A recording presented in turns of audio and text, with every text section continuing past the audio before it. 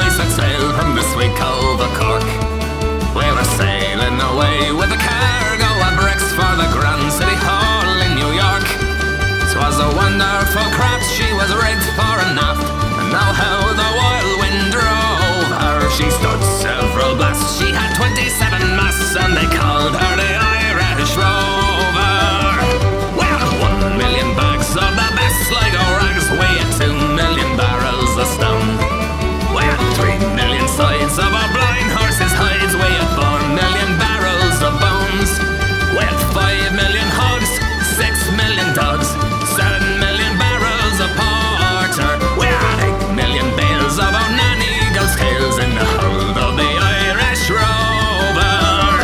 There was old Mickey Coote, who played hard on his flute when the ladies lined up for a set. He was tooting with skill for each sparkling quadrille, though the dancers were flutered and bet.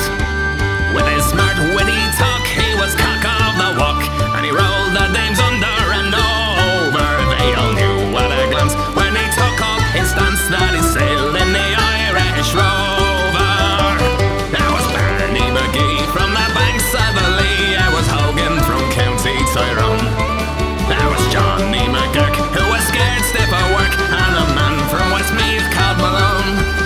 There was Slugger O'Toole, who was drunk as a rule, and fighting Bill Tracy from Dover. And the old man Nick McCann from the banks of the Bann was the skipper on the Irish Rover. For the sailor, it's always a bother in life, it's so lonesome by night and by day, that he longs for the shore and a charming young whore who will melt all his troubles away. All the noise and the rout, swelling, punching and stout, for him soon the torment's over. Of the love of a maid he is never afraid, and no salt from the Irish Rover.